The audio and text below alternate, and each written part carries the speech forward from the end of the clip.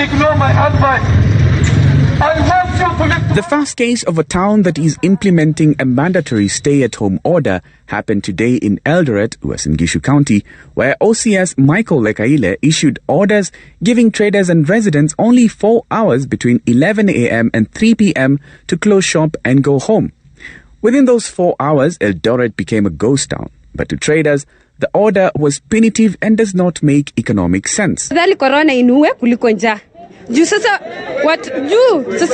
Juu mnasema tufunge watoto kwa nyumba walifunga shule, si ndio? Sasa tunaenda kukaa kwa nyumba tunaangaliana. Haiwezekani. In Mombasa, Governor Ali Hassan Joho amplifying the message of the necessity of a mandatory stay-at-home order by the government, minimizing all normal day-to-day activity. That there's a need to scale down on the things that we normally do on our day-to-day lives for the purposes of preventing corona coming into our midst.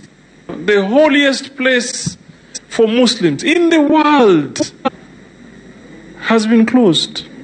Other places, they followed suit. What are we waiting for? Malaysia has told you the first corona case was a result of a gathering in a mosque. Calls are also mounting to have the order implemented in the capital, Nairobi, where residents will be required to go on mandatory self-isolation. Safety of our people must come first above anything else.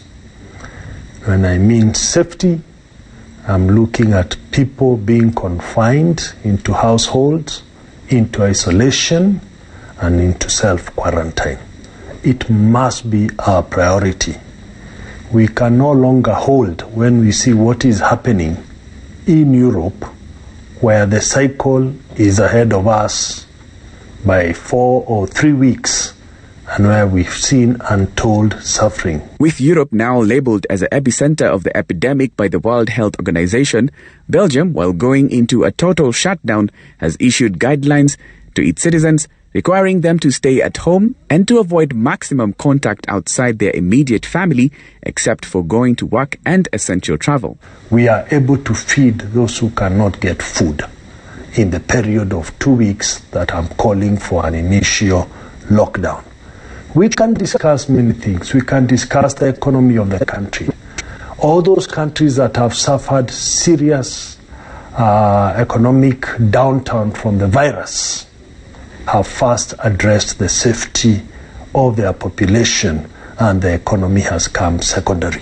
A mandatory stay-at-home order here in Kenya will mean day-to-day activities like boarding a matatu and going to work, going out for parties, gathering for weddings, burials and other social activity will be halted for a period of time as a precautionary measure. Kimani Mbogwa, Monday Report.